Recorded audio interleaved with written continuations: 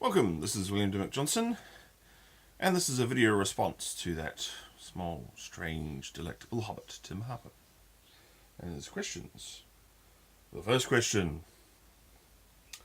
can you describe in detail any negative situations that came about because you played RPGs? Well, yes. I started playing in the 80s. During the time of the Satanic Panic, which I think is a much better name for a metal band. I would totally go to a metal band concert called Satanic Panic. You would too.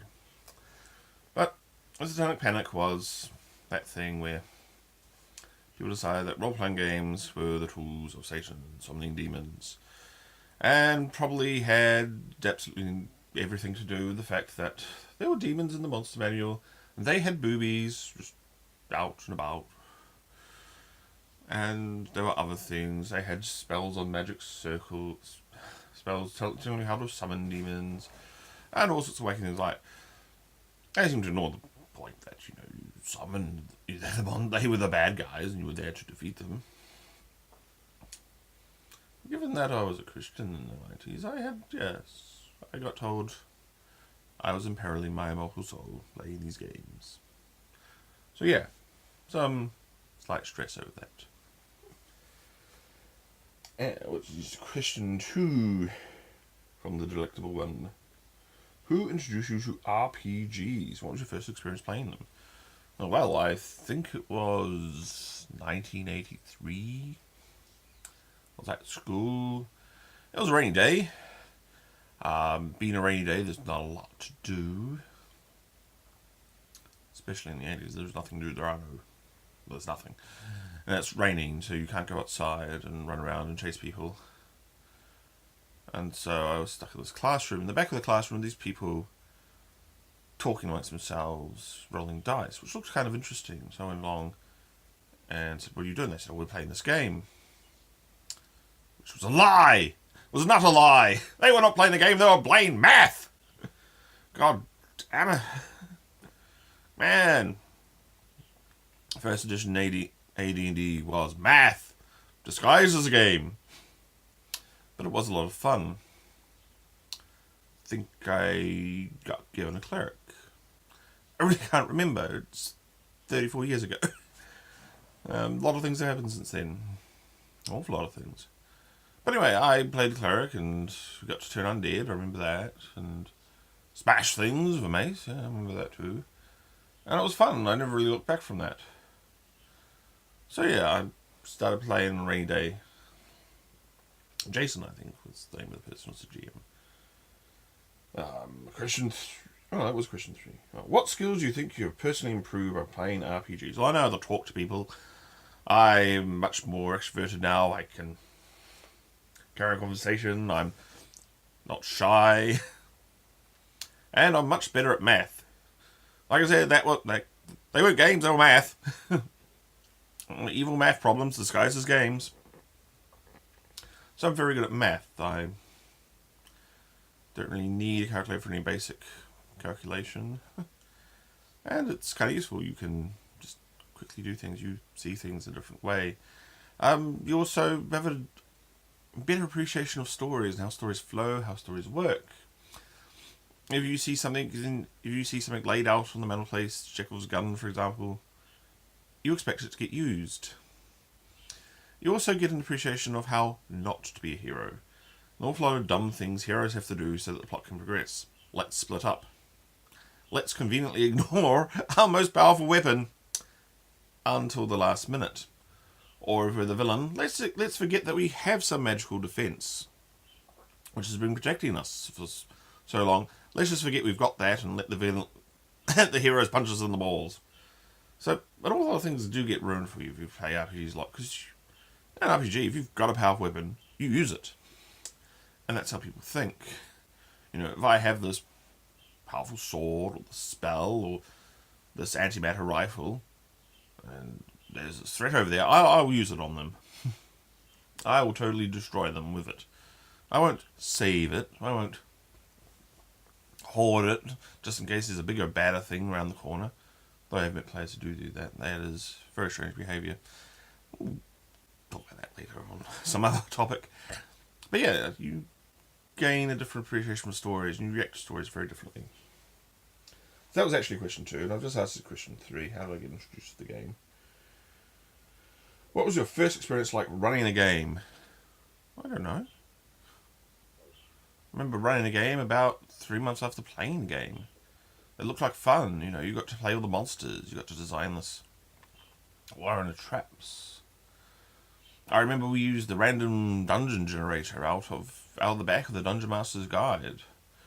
And me and the players would procedurally explore it. You know, we go to, there's a tunnel, and there's a room, there are these 2 rooms to the side. And in this room there are owlbears! And what do you do with the owlbears? Well, the owlbears are hungry because they've been locked up in this room for a long time. And on the other room there are orcs, and they'll actually do a deal with you because there's owlbears in the other room. They don't want to go outside. If you can let them out, they'll just be peaceful and they'll give you their stuff. So yeah, it was very procedural. You know, we decided that most dungeons were built by mad wizards who employed skeletons and zombies, because skeletons and zombies did not get tired. You could set them into their little work pattern, digging, shoring, laying stones and everything, and then let them go. Of course, if the wizard forgot, or got busy, or got murdered by a random bunch of adventurers, then the skeletons just kept going. This explains why there were just these corridors which would go on for 300, 400, 500 feet and then terminate, because all the skeletons had been killed or something. So whenever we found one of those things, we had tools at the end, because whatever band of adventurers come down there and, you know, they had destroyed the skeletons had turned to dust, and the tools had fallen down, and they had gone, what are these? Pickaxes. Well, they're not terribly useful. We'll just leave them. Don't want them. We're murder hobos. We're greedy adventurers. They're not, pickaxes aren't worth anything. They're too heavy. So you'd find tools at the end of these corridors, sort of half you and out of the rock. And that happened quite a bit. But yeah, my first GM experiences, they were entirely procedural affairs. That was mainly because, well, I was 12. I mean, you know, I'd pestered my parents enough to get the books, the player's handbook and the monster manual and the Dungeon Master's Guide. They're all in there. Neat second printing outside the guy opening the door for the DMG, and the wizard casting the spell on the player's handbook, and the Pegasi fighting the dragon for the monster manual. But the entire thing was a procedural event, and you'd roll for reactions. I remember rolling for reactions a lot, and the Paladin became very valuable in that case, because the Paladin had 70 charisma, and he raised everyone's reactions by 20%.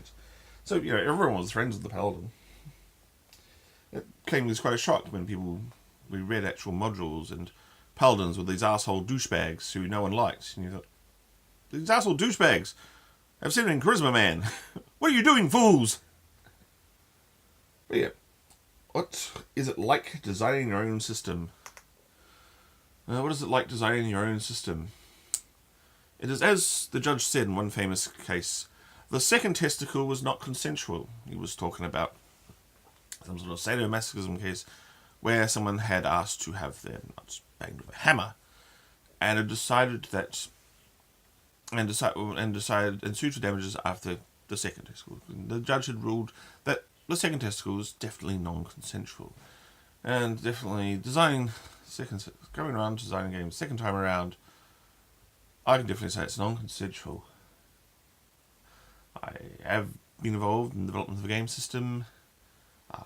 It's called Dragon Quest. It's designed for the club I'm in. It reads like stereo instructions. Was designed by Berserk Combat computer programmers, and it was a horrible, painful affair.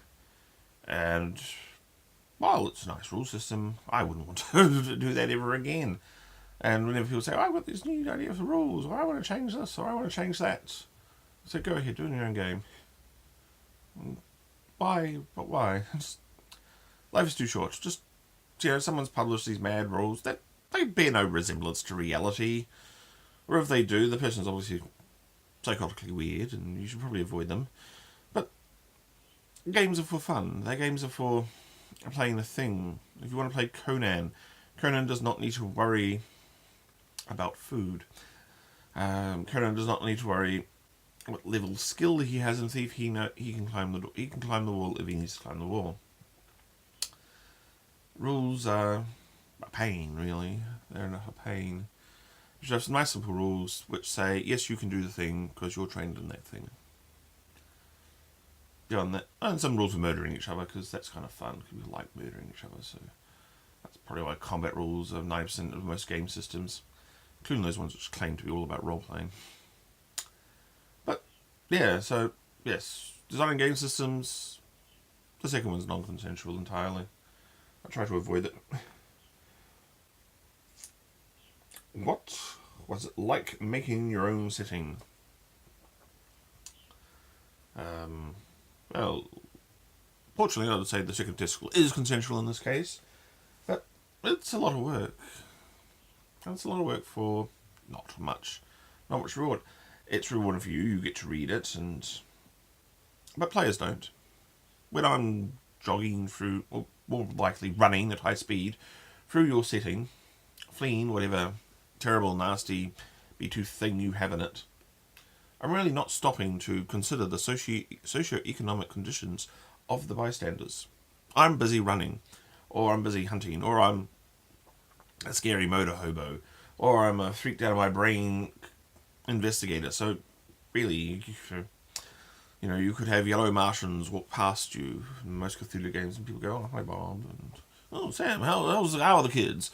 Because you're an investigator, you're already nuts. You don't notice that there are yellow Martians that are now neighbours, and the Earth's been invaded by Martians, obviously. You just don't care because you're more freaked out of your mind, out of the hideous horrors you have found in the crypt, or that cave, or when you unearth those cultists. Really, yes, so players don't really pay much attention. A lot of players are like Vasquez out of Aliens. I only need to know one thing: where they are. Bang. And, a lot of players are like that. And I'm definitely like that. So, these days, when I design a campaign setting, it's often a soundbite. Be like sort of the elevator pitch someone probably gives to mad movie execs. What if we did Star Trek and they were all 20-somethings, but Spock was old, and they're Romulans. Yeah, sure, I can make a game out of that. Where, we're having a Star Trek where Kirk is trending towards being a gleam in the Milkman's eye. Or, some other weird, strange concept. What if the Romans were dwarves, and they had the Forgotten Realms deities, because they're easy. You can just pull them out, extract them back in, and bam, there you go. You can just grab a map of Migration Age Europe, throw in the dwarves, throw in the elves, throw in the orcs, and away you go. There's a fantasy game for you. That takes an hour. So, yeah, I wouldn't spend more than maybe an hour, maybe the time it takes me to drive to wherever I'm running the game, to actually design a campaign setting anymore. I mean, players just merely need a place to adventure. If you're playing a space game, do you really need to know the actual economic stats of the Space Empire? Is that really important if you're playing a game like Star Wars? You just need to know the Empire is evil, they're mad tyrants, and they're ruled by a space wizard. They have giant triangles with ships, and the giant triangles are very good. The giant spheres suck. That's about all you need for Star Wars. And let's see, what is the next question? So yeah, I don't do a lot of setting designing anymore. It's all sort of in the head, sort of some mad thing. If it can keep me going for 3 months, I'm happy.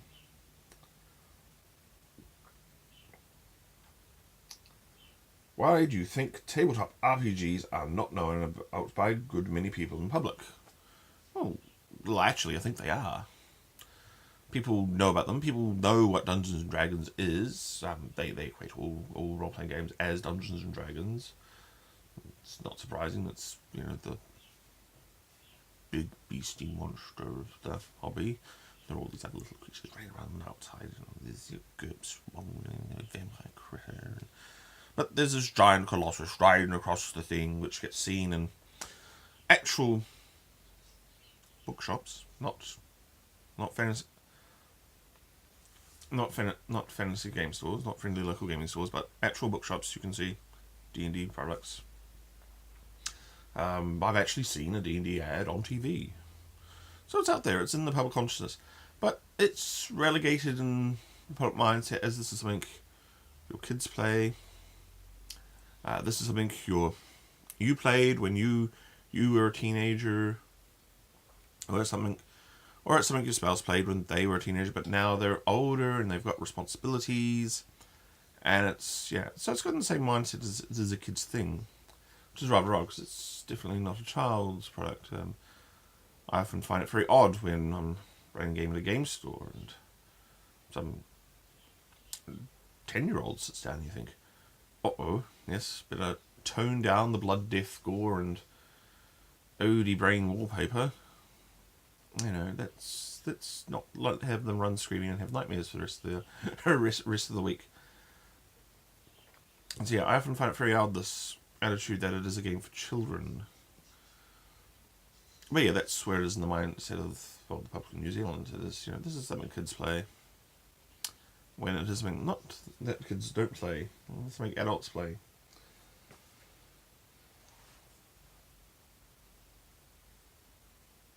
What is an RPG and why are these types of games fun? Well, an RPG is fun is math disguised as fun. I think I've brought that up before. Definitely. There's an awful lot of math in RPGs, which is a good thing. You can learn about math. You can totally teach someone about math playing RPGs. They'll learn how to add, they'll learn how to subtract, they'll learn how to divide. They'll learn how to keep track of diminishing numbers as they get their experience point up to that next bump level. They'll learn how to min-max. Min-max is actually a useful tool. You get to go, I get to balance these opportunity costs, and I've got this much resource to spend, and it can go here, and here, but I want to put it here. No, I put it here and here and here, and I pile it really high, then it's really effective, and I must rely on my buddies to do all that other stuff. So it's got some useful things. But the main fun part of the RPG is that you get to do anything. You are not constrained by literary conventions. If, like in a superhero comic, if you corner the villain, you capture him, you grab him by the scruff of the neck, aha, Dr. Octopus, it's off to jail for you, says the hero in the comic book. An RPG character is likely to look at a bunch of RPG heroes. Likely to look at Dr. Octopus and go, you have just caused vast amounts of destruction. You killed my parents. You killed my girlfriend. And you killed all those people too. Hey, creepy Batman-esque guy. Got a gun? Oh, yes, I got a gun. Give it here. Sorry, Dr. Ock. This is for our own good. Bang! You'll never see that in a comic. But you see it a lot in RPGs. They get to choose. They get to say, actually, yes, we do get to kill the bad guy, and he won't come back. Or you get to go off the rails. Unlike in a video game, I remember playing Diablo back in the day, and there were some fences. They looked like they were waist high, and you couldn't go over them because that's not where the game world was. The game world was in these fields in this area here, and that was just scenery on the side, and it was blocked off by a fence. Your hero could obviously vault over. In RPG, your characters can vault over that fence. They can go into that dark, forbidding forest and see what's in there. They can do a deal with the bad guys. I remember the second time we played through Dragonlance, the Dragonlance saga. We revisited it in the early 90s.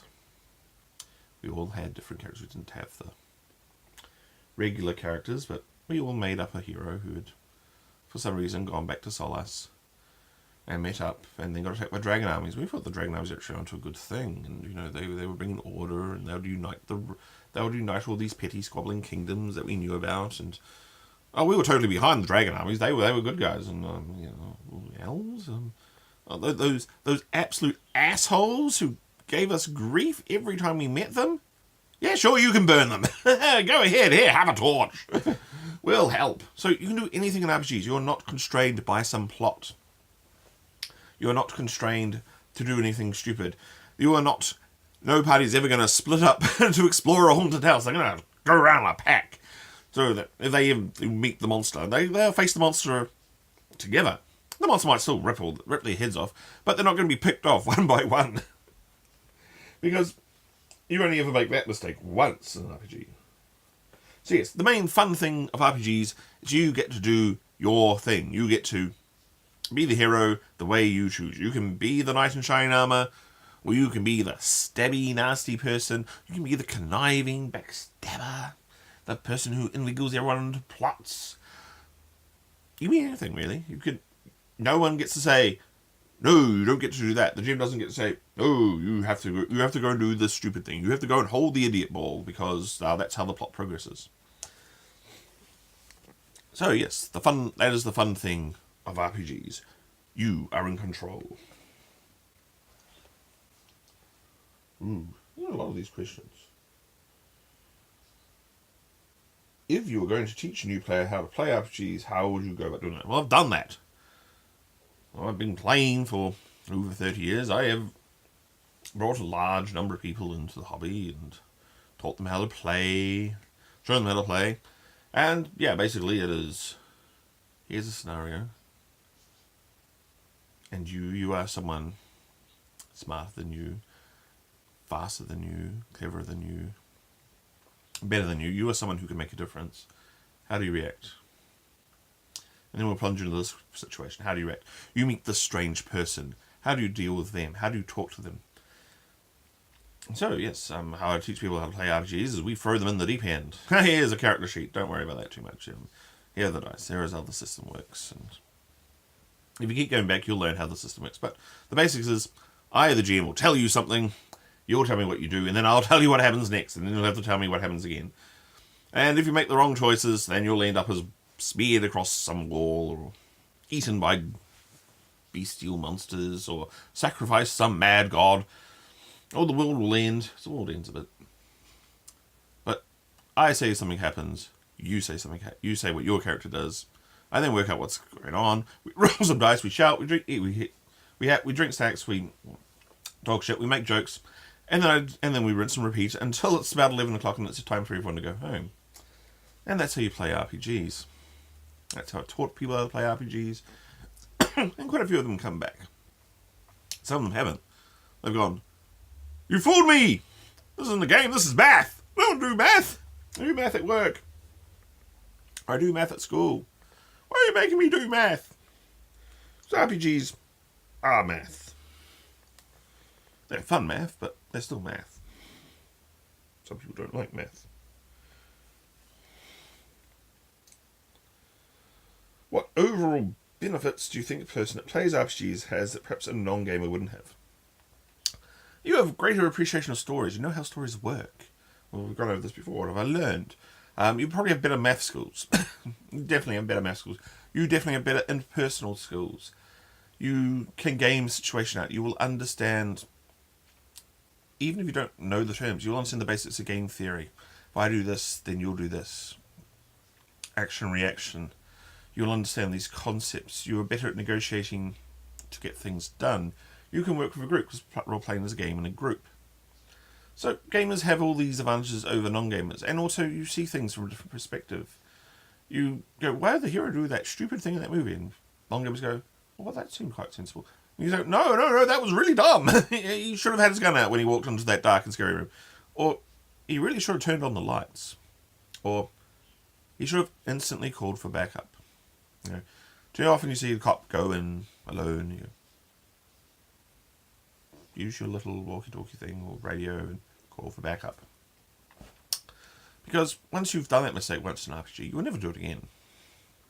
So you game out these potentially threatening scenarios, but they have application in real life. Our gamers don't tend to go out alone at night. If it's dark and scary, they'll call a cab. It's much more sensible. Have you ever had an RPG session break out in any violence? Bound to have. Can't really remember. But, you know, people get attached to their characters. Things get heated. I remember people storming out in sulks when divine retribution finally caught up with some heinously evil characters who had done some heinously evil things. Genocide was, for that group of individuals, a minor crime. There were worse things. And when the forces of justice finally caught up with them, one of the players was rather aggrieved at this and shouted on screen and said it was not fair and stormed out, but came back next week. He wanted to see what happened. So yeah, people get upset, people get emotions run high. I haven't actually seen anyone come to blows. I've definitely seen a lot of fights. People get more fighty about rules, this rule or that rule, or arguments about, is this sensible, is this realistic when we're describing a game? It's not really important anymore. Ooh, this is getting quite long. So yes, I have seen, definitely verbal violence. People get very passionate about what their preferred rule set is. Or they think this rule should apply or that rule should apply. Do you think RPGs are seen as much of a negative thing as they once were? I don't think RPGs were ever really seen as a negative thing. There was this satanic panic hysteria. But I don't think anyone who was outside of the church really took that seriously. I mean, I didn't even take it seriously when I was in the church. And yeah, because it's just fear-mongering, those groups do that. Those crazy conservatives are saying this thing is bad, well, it must be good. They've been wrong on so many other things, they've got to be wrong on this one. So I never really thought it was seen as a negative light. It's been seen as nerdy, but nerddom has come along and become its own respected culture. It's seen as intellectual, but it's still seen as that. So, but it's definitely not got the negative. Hasn't really got any negative stigma to it. Tell people I'm a gamer, or tell people I role play, they go, oh yeah, that's cool. Can my kid come along? They never really say themselves because they always feel their lives too busy. They go watch their 3-hour Game of Thrones and their TV marathons, but 2 hours out to play a game. No, that would cut it. That's too much time. So no, it doesn't really have a negative stigma. It never really did. It was just, you're a nerd. You do those nerdy things. But, it's never really had a negative reaction to it. No one's really... I've never really been ashamed of it. So, yeah. I don't think it has a negative reaction. And I think it's got a far more positive one. It's definitely computer role-playing games. Everyone knows what a role-playing game is. It's those games people play on computers. The idea that they're all started with tabletop games and dice and pieces of paper and lots of math is something people don't know. And introducing it to them occasionally works wonders and you get a new person into the hobby. Anyway, I think that's all the questions. So, that has been William Dymock-Johnson answering the questions of that tasty, delicious, yummy hobbit.